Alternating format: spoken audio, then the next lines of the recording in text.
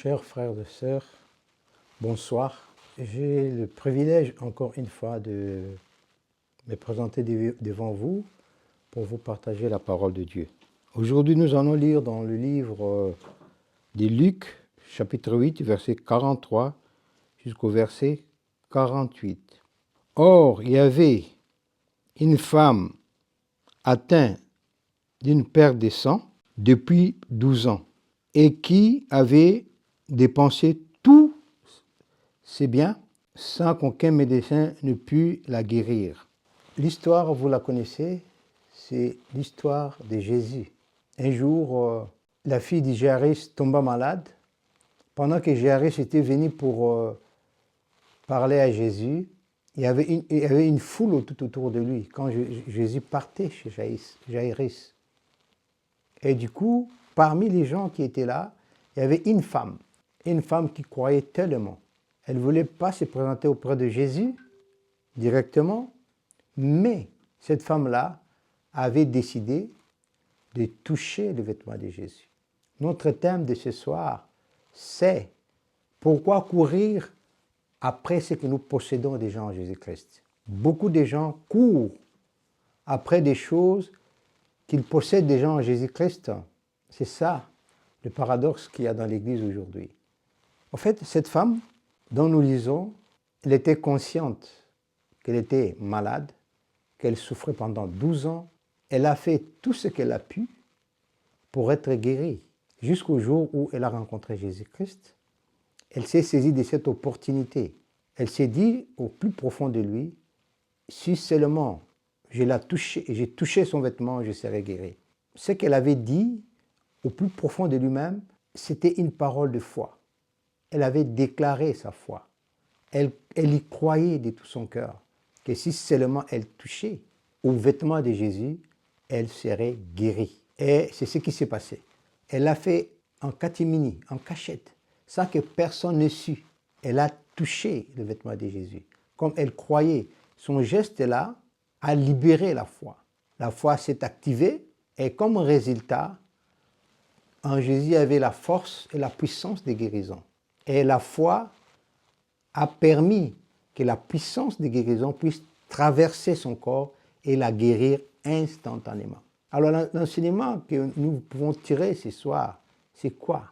La Bible nous dit, quand elle a touché Jésus, elle est guérie.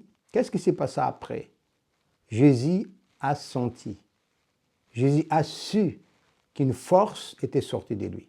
Donc notre Seigneur avait cette force en lui, une force puissante, toute puissante, une force qui pouvait guérir les malades, qui pouvait délivrer ce qui se trouvait sous les jougs de l'ennemi. Cette force-là qui était en Jésus-Christ pouvait faire beaucoup de choses à la fois, pouvait rendre heureux et joyeux l'homme, pouvait amener la paix dans la vie de l'homme. Et quand cette femme-là a cru en son cœur que cela se ferait, cela s'est fait instantanément. Qu'est-ce que je veux dire par rapport à cela? Il est une chose bien aimée que nous devons comprendre, que depuis que nous avons reçu Jésus-Christ, Dieu nous a remplis de force, de puissance. Nous avons reçu le Saint-Esprit, qui est une puissance d'en haut, qui agit en nous. Et Christ nous a dit ceci, voici je vous ai donné le pouvoir de marcher sur les scorpions et sur toute la puissance de l'ennemi et rien ne peut vous nuire. Paul appelle le Saint-Esprit l'esprit des forces. Et Christ lui-même avait dit, voici les signes qui accompagneront ceux qui auront cru. Donc, depuis ces jours-là, depuis notre nouvelle naissance, nous avons reçu de la part de Dieu force et puissance pour aller témoigner. Christ lui-même, il avait dit ceci, Jean 12, verset 14, que celui qui croit en lui fera des signes, des choses plus que ce que Christ a fait, parce que Christ est parti vers le Père. Donc, pour nous qui sommes enfants de Dieu, il y a une force qui est en nous. Cette force-là, c'est Dieu qui l'a répartie en nous, en chacun de nous. Donc, il est important de comprendre cette vérité. La force que Dieu a déposée en nous, ce n'est pas une force qu'on doit sentir des frissons. Pour que cette force-là puisse agir, cette puissance-là puisse agir, on n'a pas besoin de gesticuler. On n'a pas besoin de tourner par terre, de faire des je ne sais pas moi, beaucoup de mouvements. Pas du tout. Pour que cette force-là agisse dans notre vie, nous devons seulement croire. La femme, à la perte des sangs, en avait souffert pendant 12 ans. Mais ces jours-là, quand elle a changé sa manière de voir les choses, quand elle a décidé qu'elle doit être guérie, qu'elle devait être guérie, et elle y a cru de tout son cœur, par un simple geste, le fait de toucher le vêtement de Christ, elle fut guérie instantanément. Or, parmi toute la foule, tous les gens qui étaient dans la foule, il y en a qui ont touché Jésus-Christ, sans même le vouloir. Mais qu'est-ce qui s'est passé? À la seule différence que lorsque cette femme-là a touché Jésus-Christ, parce que c'était d'une manière consciente, elle avait décidé de toucher Jésus, elle s'est dit en lui, si seulement je touchais à son vêtement, je serais guéri. Elle lui a cru. La foi est une ferme assurance des choses qu'on espère, une démonstration de ce qu'on ne voit pas. Elle a touché et elle fut guérie. Mais moi, ce qui m'intéresse, c'est cette force-là. Les gens étaient là tout autour de Jésus. Personne ne savait qu'il y avait en lui une force inouïe qui pouvait guérir les malades, une force dont les gens pouvaient entrer en connexion et guérir et recevoir des solutions à leurs problèmes. Alors, bien aimés, ce soir, il est important de comprendre une chose. Nous ne devons pas courir après ce que nous avons déjà. Non, il est des enfants de Dieu. Il y a des enfants de Dieu qui passent du temps, qui font beaucoup de choses pour manifester la puissance de Dieu. En fait, en réalité, la puissance de Dieu a déjà été déversée dans nos vies. La puissance de Dieu est là. Nous sommes nés en esprit, par l'esprit. Et l'esprit de Dieu, c'est l'esprit tout-puissant. Quand Christ était à la synagogue, il dit « L'esprit de Dieu est pour moi et en moi. Il m'a oint pour guérir les malades, pour envoyer libre les opprimés, pour ouvrir les yeux des aveugles. » Donc, quand l'Esprit de Dieu est là, la puissance de Dieu est là, la force de Dieu est là, en chaque enfant de Dieu. Vous verrez dans Marc 16, Christ dira quelque chose de très important. « Voici les signes qui accompagneront ceux qui auront cru. En mon nom, ils chasseront les démons. Ils imposeront les mains aux malades et les malades seront guéris. S'ils buvaient quelques breuvages mortels, il ne leur fera pas mal. Et il dira encore, ils parleront de nouvelles langues. » Donc, nous avons cette force-là en nous, en Jésus-Christ. Pour que cette force-là puisse agir en nous, nous devons juste croire en cette force-là. Nous n'avons pas besoin d'avoir des frissons, je ne sais pas moi, des choses pour dire « Oh, Dieu va agir ». Non, non, non, non, non, non, non. Nous n'avons même pas besoin de ressentir. Nous avons besoin seulement de croire. La foi, c'est, je dirais, le plus grand pouvoir qui existe pour permettre à Dieu de s'exprimer et de se manifester au travers de notre vie. Quand nous croyons, quand on croit dans son cœur, Dieu ne résiste pas. Dieu opère toujours quand nous avons la foi. Voilà pourquoi il est important, bien-aimés. Il est important, en tant qu'enfant de Dieu, on doit d'abord commencer par accepter ce que Dieu a déjà fait pour nous. Accepter que Dieu nous a donné le pouvoir. Accepter que nous avons la force du Saint-Esprit dans notre vie. Accepter que nous avons cette capacité qui vient de Dieu pour pouvoir prier pour les malades, les voir guérir, pour vivre la main de Dieu dans notre vie. C'est-à-dire, la vie des enfants de Dieu est une vie qui est faite, qui est taillée pour vivre la main de Dieu. Et le moyen que Dieu a mis en place, ça s'appelle la foi. Quand nous croyons, nous n'allons pas courir après les choses. Nous n'allons pas faire des démonstrations inutiles, incohérentes, qui ne changent rien, qui n'amènent rien devant les gens, juste pour se mouvoir et montrer aux gens que nous sommes serviteurs de Dieu. Nous n'allons pas entrer dans des stratégies ridicules qui ne glorifient pas Dieu. Christ ne nous a pas appelés pour être des prestidigitateurs, non. Nous ne sommes pas là pour faire comme les magiciens font, non, non, non, non, non. Mais nous sommes de ceux qui croient en Jésus-Christ et quand nous parlons, nous avons l'assurance. Quand nous prions, nous avons l'assurance que Dieu agira. Voilà, bien-aimé. C'est quand dans l'esprit de l'homme, il ne prend pas conscience dans son cœur qu'il a déjà été investi par Dieu. Dieu nous a investis de sa puissance, de sa force, de son pouvoir. Et quand on comprend cela, on ne va pas courir après ce qu'on a déjà, mais on va commencer à utiliser, de mettre en pratique ce que Dieu nous a donné. Toi qui veux aller loin dans l'exercice de la puissance de Dieu, commence déjà à prendre conscience que Dieu a investi sa puissance dans ta vie. Crois de tout ton cœur. Considère cela. Et quand tu considères cela, comme la foi c'est une démonstration des choses qu'on ne voit pas, tu vas commencer à agir maintenant, à les démontrer à travers ton action. Et c'est ainsi que, au jour le jour, tu verras la puissance de Dieu agir au-delà de ce que tu peux penser ou imaginer. Bien-aimé, notre Seigneur ne nous a pas laissés orphelins. Il est Jéhovah Jireh. C'est le Dieu qui pourvoit tout. Avant même de nous appeler en Christ, il a tout mis en place. Voilà pourquoi David dira, « Heureux ceux qui font en lui leur confiance, parce qu'ils trouvent en eux des chemins bien tracés. » Quand on fait confiance à Dieu, quand on croit à ce que Dieu dit, nous verrons les voies de Dieu s'ouvrir devant nous.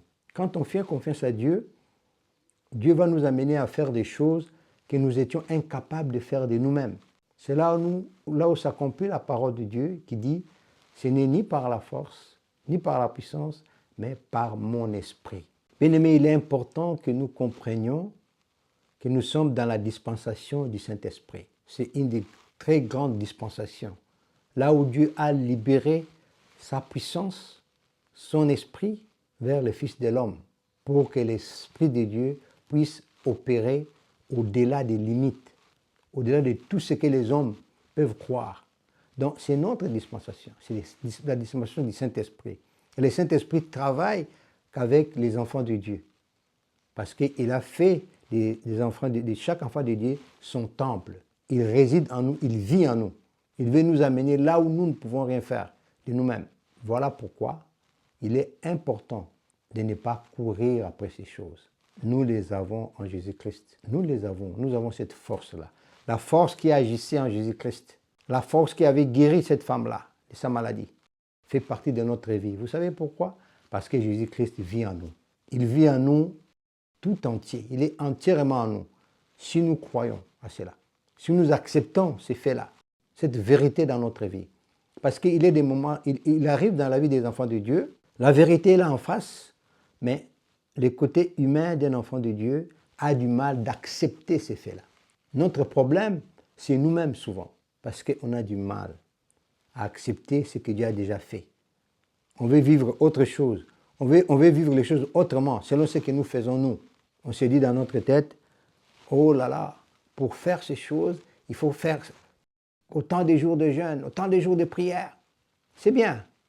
Mais vous savez, Dieu peut se servir de toi sans que tu aies gêné beaucoup prier, juste parce que tu es disposé, parce que tu crois que Dieu est capable de faire des choses dans ta vie, faire cela dans ta vie. Donc, il est important, bien-aimés, que nous comprenions cette vérité biblique. Arrêtons de courir après des choses. On a déjà tout. Pierre dit, il nous a donné tout ce qu'il faut pour cette vie et pour la vie à venir. Le Dieu que nous servons, il est prévoyant, il est omniscient, omnipotent. Il traite les choses juste dans les moindres détails, parce qu'il est Dieu. Apprenons, en tant qu'enfant de Dieu, de lui faire vraiment confiance. Apprenons à faire confiance à notre Dieu. C'est là que nous verrons toute sa puissance dans notre vie. Ne courons pas après ce que nous avons déjà. Cherchons ce que nous n'avons pas. Mais ce que nous avons déjà, ce que l'Écriture nous donne, ce qui est écrit, attesté dans les Écritures, appliquons-les. Agissons en fonction de ces choses-là. Et c'est là que nous verrons la grandeur de Dieu, la puissance de Dieu. La Bible nous dit, celui qui est fidèle dans les petites choses, l'est aussi dans les grandes choses. Commençons d'abord avec ce que Dieu nous a donné. Nous qui rêvons de grandes choses avec Dieu, ce n'est pas mauvais. Mais il faut d'abord commencer avec le peu qu'il nous a donné déjà.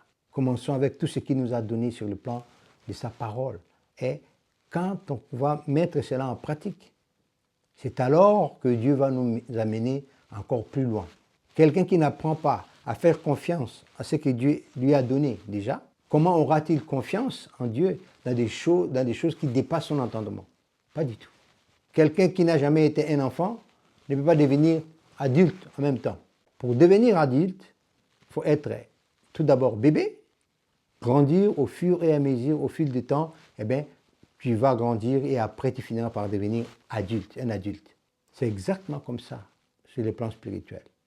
On commence tout petit, on persévère et chemin faisant, nous grandissons. Chemin faisant, Dieu nous aide à avancer, à aller encore plus loin. Et Dieu nous remplit de sa force, de sa puissance davantage parce que nous aurons fait preuve d'avoir le peu qu'il nous a donné, nous l'avons bien utilisé, nous avons vraiment manifesté sa gloire. Dieu n'hésitera pas à nous donner de grandes choses.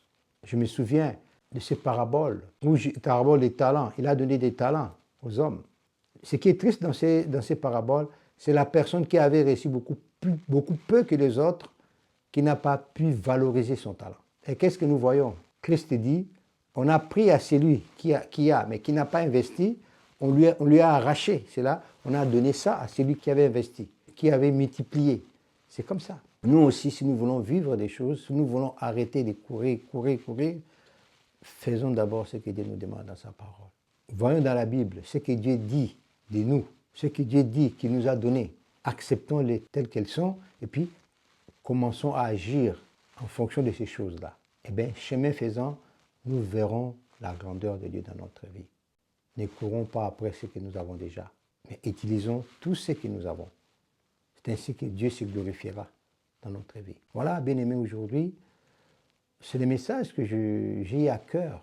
Quand on voit partout des gens font beaucoup de choses aujourd'hui, il y a du théâtre. C'est comme si c'était vraiment du théâtre.